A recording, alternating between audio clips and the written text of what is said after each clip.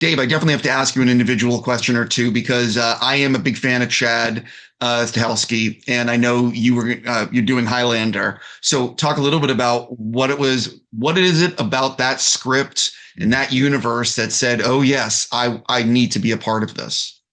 Well, it was, I mean, man, this goes back a long time because I've actually been chasing this role I think I probably tweeted about this role and about being the Kurgan more than 10 years ago. I've been chasing this role like I've been chasing the Marcus Fenix role, just because I always thought I was a huge fan of the original Highlander. I always loved Clancy's Brown performance as the Kurgan. I always wanted to be the Kurgan, and I don't know why. But I thought, there was something magical about that role. He's the villain I love to hate. And I just, same with wrestling. I like being the bad guy. Um, and that was the kind of role that I've been searching for as far as, like being the bad guy. So when this came about and I started tracking, Chad had it like, this is years now, years back when it was still with Lionsgate, because it's been a little bit of a bumpy road for this Yes. project as well. But I started tracking it then. And then when I heard that they moved over to Amazon, MGM, right when it was kind of in a flux. And I was working with JJ at the time. And I even asked him, I was like, hey, man, can you put in a good word with Chad? And he did. He started calling him, put in a good word for me. Made sure, because Chad came to the Killers Game premiere, and he made sure that I had a moment to meet with Chad and tell him again, how much I was interested in the role. And I did. I came, yeah, I mean, I just came straight out. I don't play coy. If there's something I want, I aggressively pursue it, and I'm very vocal about it, and I'm not too shy to tell you that I really want something. So he was there, and I just went up to him and said, "Hey, it's good to see you again," because we met years back. And I said, man, I'm not even going to mess around. I was like, I want this role. Like, tell me what I got to do to get this role. And I think he was just like, slow your horses, slow your roll. He wasn't there yet.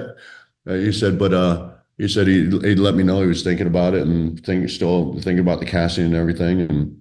And so I thought this is about a month and a half ago now that I thought the role was gone. I thought had been cast. I thought they moved on without me and it wasn't going to happen.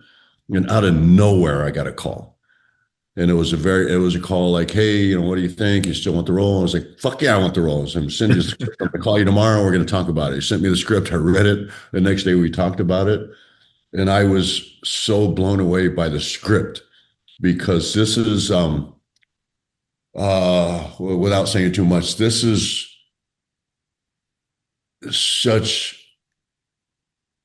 a great reboot, was still like paying tribute and giving a nod to the original, but making it new and fresh and exciting, and also just building universe building.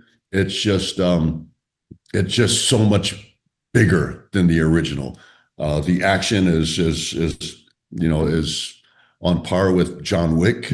And I'm afraid I'm going to say too much, so I don't want to give anything away or say. But it's I think people are going to be blown away by this because it's not. It's